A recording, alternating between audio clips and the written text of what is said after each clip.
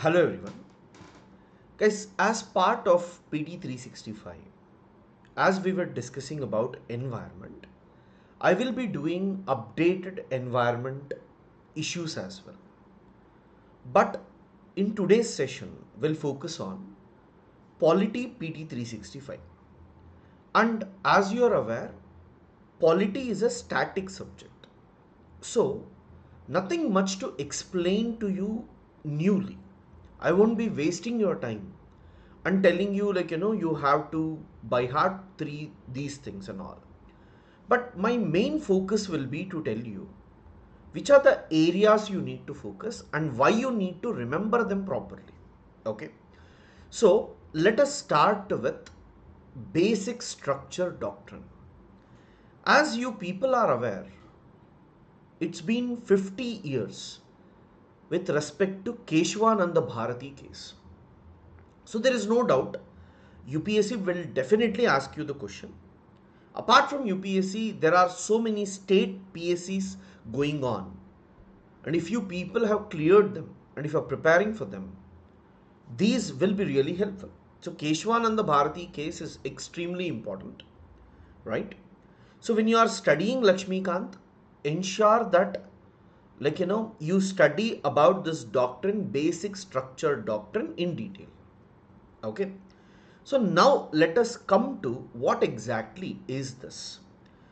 See guys, when you talk about evolution of doctrine of basic structure, okay,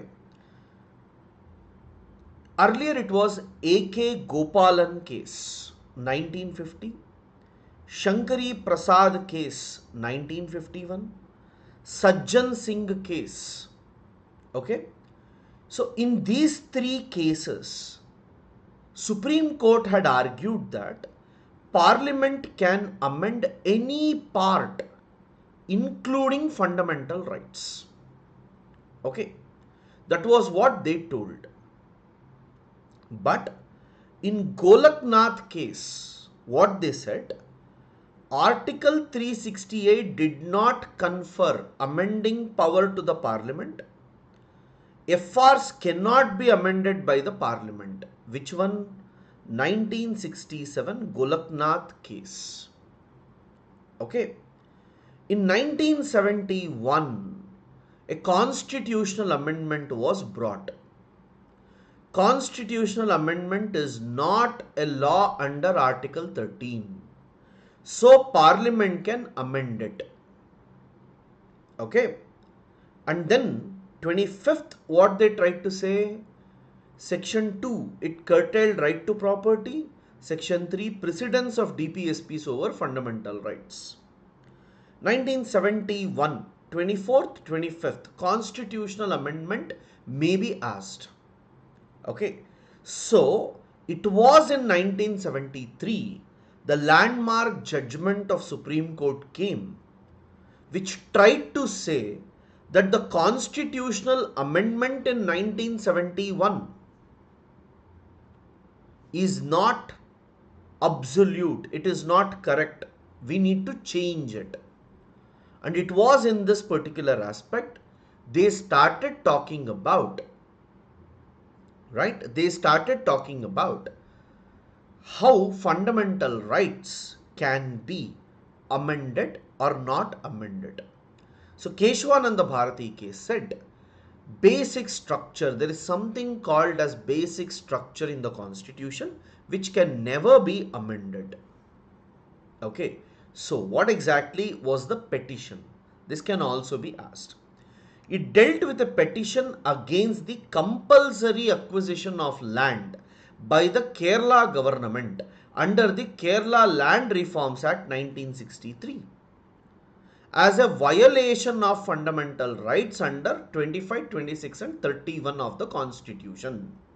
So Kerala government wanted to take away the land. So against it, it was actually fought. Okay. The case was heard by largest ever bench.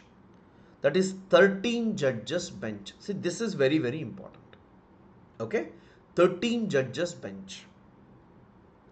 Now, Upholding the validity of the 24th constitutional amendment, the Supreme Court held that Parliament had the power to amend any provision of the Constitution, including fundamental rights.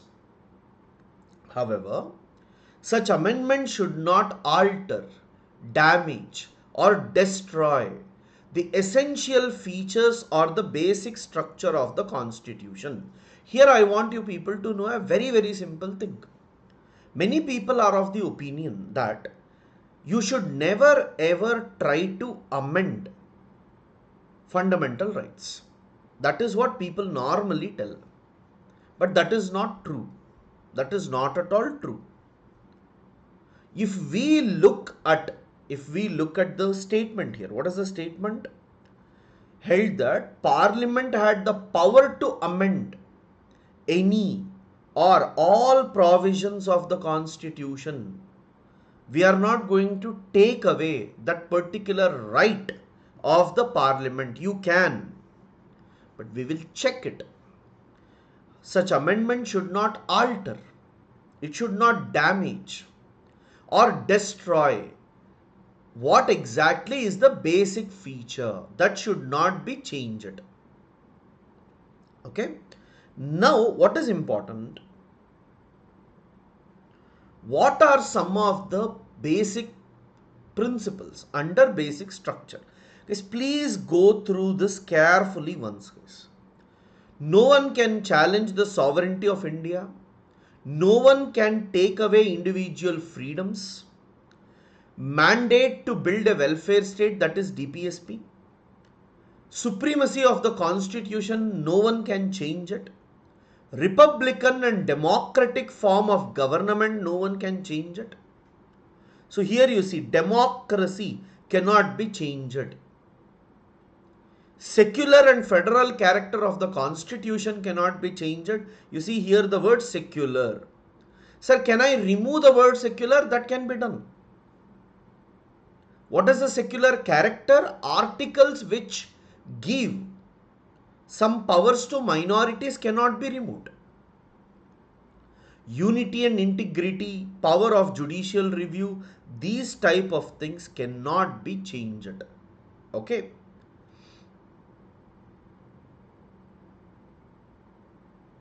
Now, what if Parliament does?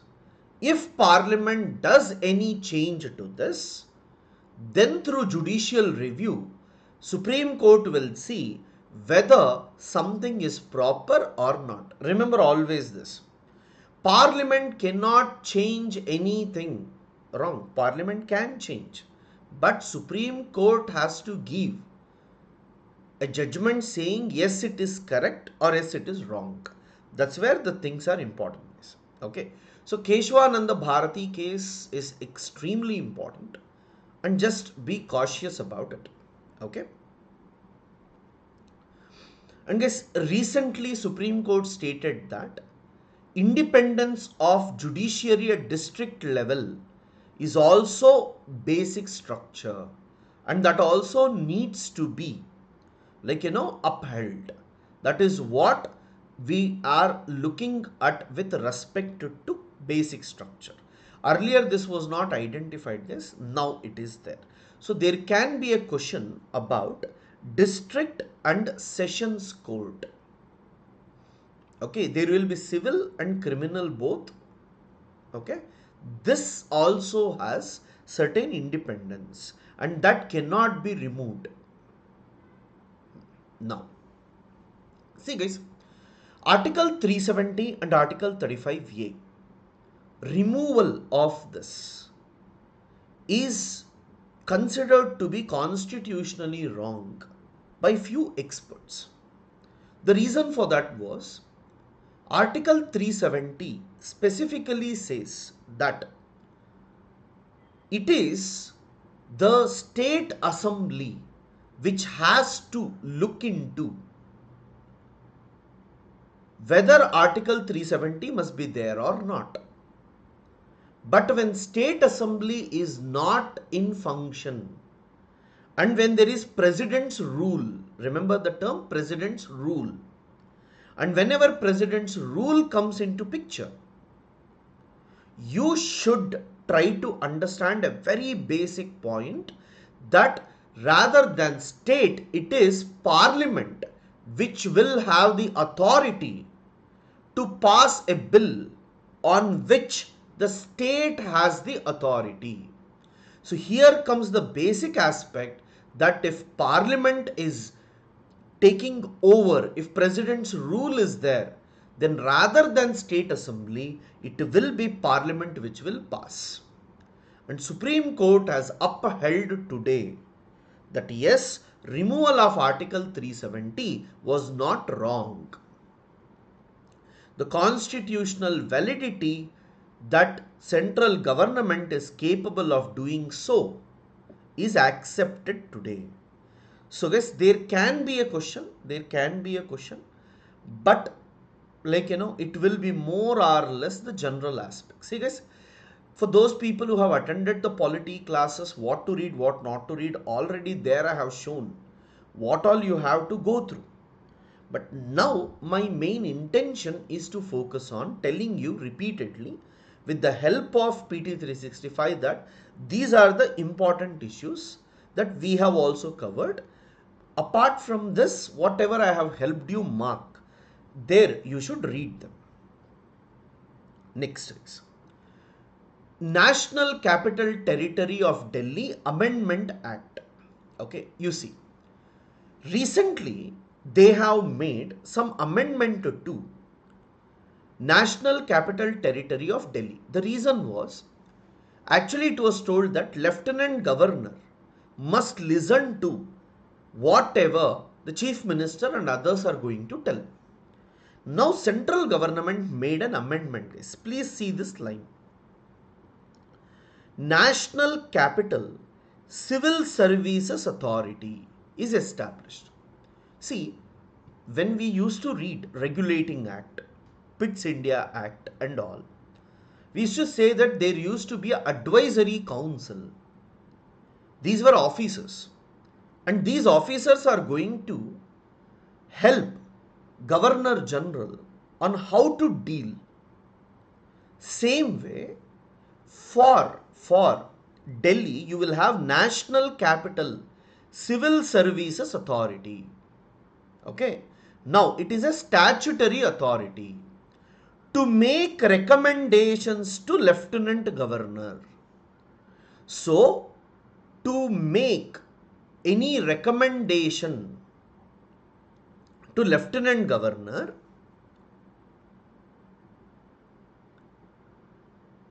regarding transfer posting, vigilance and other incidental matters. Okay. NCCSA shall be decided matters by majority of the votes of the members present and voting. Okay. Now you see, who are all part of NCCSA? Chief Minister of Delhi as chairperson. Principal Home Secretary of Delhi Government as member secretary. Chief Secretary of the Delhi Government as a member. These three should sit. Okay. And remember, these three should give majority voting. So among the three, Chief Minister is saying different. These two are talking differently. Then by majority, whatever they conclude, that will be taken by the Lieutenant Governor. Okay, you see here, the central government will appoint both Principal Secretary and Chief Secretary. See guys, now Delhi government, governor always have to act according to aid and advice of Council of Ministers. This is with respect to all the states, but Delhi is a union territory. In union territory, central government power will be more compared to state government. And within union territory, Delhi, Pondicherry, Jammu Kashmir. These are the three which we are going to observe assemblies. And with respect to Delhi, as it is national capital region, central government wants to have more power compared to the Delhi Assembly. So what it has done, rather than using the term aid and advice of council of ministers, lieutenant governor has to listen to aid and advice of National Capital Civil Services Authority. In this, there will be three people. One is Chief Minister of Delhi. Second is Principal Home Secretary of Delhi Government. Third is Chief Secretary of the Delhi Government as a member. These three will be there. And out of this, two will be appointed by the central government. Okay.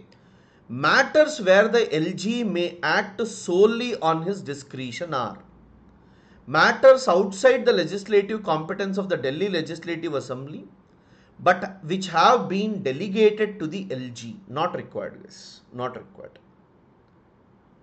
The LG's decision will be final. You see, it expands the discretionary role of the LG by giving him powers to approve the recommendations of the NCCSA. The LG's decision will be final in the case of difference of opinion between him and the authority. This is very, very important. This can be directly asked in the exam, guys. The LG's decision will be final. Normally we feel Council of Ministers' decision will be final. But here it is different.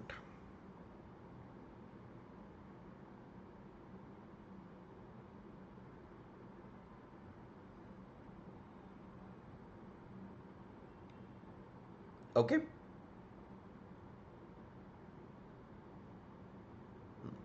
See guys, through 69th Constitutional Amendment Act, okay, we normally got Delhi having its own proper government. Okay.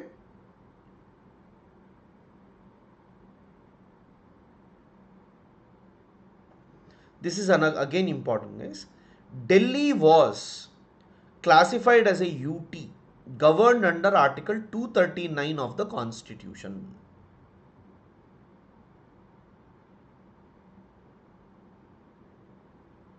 Okay. So these are very, very important, guys. Next case. Preventive detention. Okay. So under Article 22, when we talk about preventive detention, what are they trying to tell? In case there is a fear that this person is going to do some harm, we should go for preventive detention. And that is a colonial thing, because at that time when Gandhi or someone were going for protest, they were arrested. Okay. But Supreme Court is trying to say that use it in the rarest of the rare cases. Not so important. Okay, not so important. You can leave it.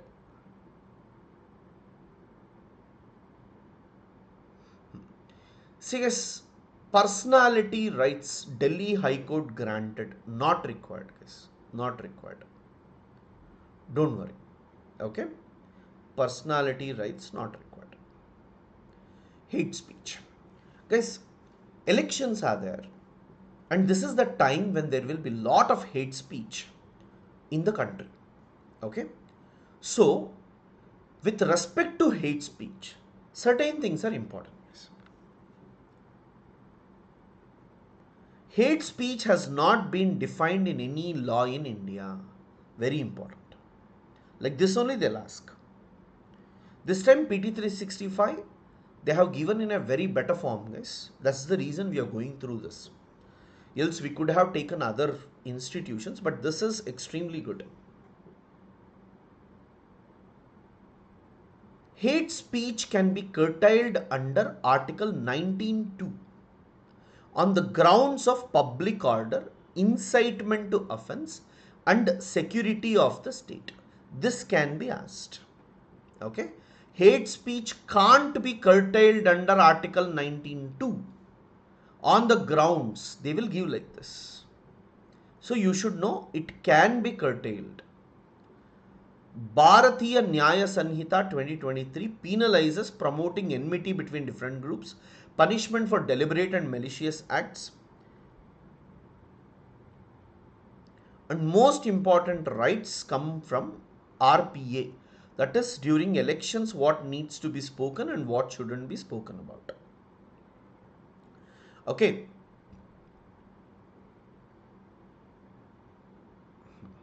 Six.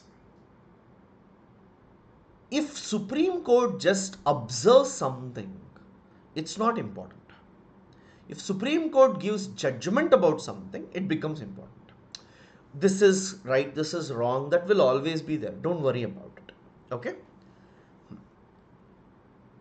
Eighth schedule of the Constitution. You know, eighth schedule is about languages. Odisha cabinet has proposed for the inclusion of Kui language in the eighth schedule. Already we have 22 languages, guys. Originally it was 14 languages. Okay. And later, last one was 92nd Amendment Act 2003. Multiple times they have asked this. Santali, Dogri, Maithili, Bodo. These are tribal languages which are part of 8th schedule. I keep repeating to people, please revise languages that are part of 8th schedule once. Okay. See this. 9th schedule of the Constitution. As you are aware, 9th schedule was introduced through first constitutional amendment under Article 31B. Okay. Central and state laws included in 9th schedule cannot be challenged. So if it is violating fundamental rights, it cannot be challenged, was what it told. But after Keshwananda Bharati case, they all have agreed that fine, we are not going to touch the things before 1973. But after 1973, if you have done something, then we need to look at it.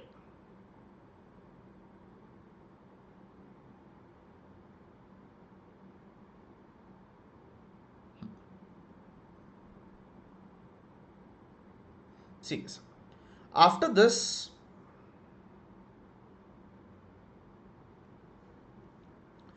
Rangnath Mishra Commission, it is officially known as National Commission for Religious and Linguistic Minorities.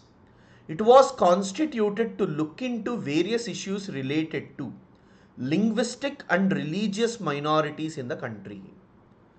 Report by Commission recommended that scheduled caste status be completely delinked from religion and be made religion neutral like STs. It had recommended permitting Dalits who converted to Islam and Christianity to avail scheduled caste status. This is very, very important. See, basically, many people from SCs, they might have converted into Christianity, and today they may be asking for reservation. Okay, they may be asking for reservation. But some people were telling, if you have entered into Christianity, if you have entered into Islam, then why should we give reservation? But Supreme Court and the committee has also recommended that no, if they have gone for other religions, but still their status is same, so they should be given same provisions like the people who are in Hinduism. So you should not differentiate a Hindu Dalit from Muslim Dalit or Christian Dalit, is what the committee tried to talk.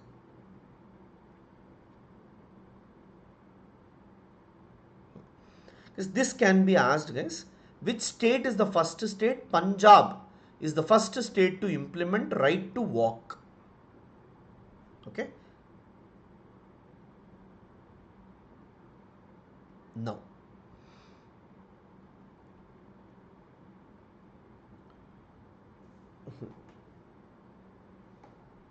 after the first part is, we'll go through the second one. Okay. So I'll make every chapter or 2-3 chapters at a time, right? So if there is any issues, you need something more, just let me know. But within less time, I will be completing and uploading all the videos of this case. Thank you.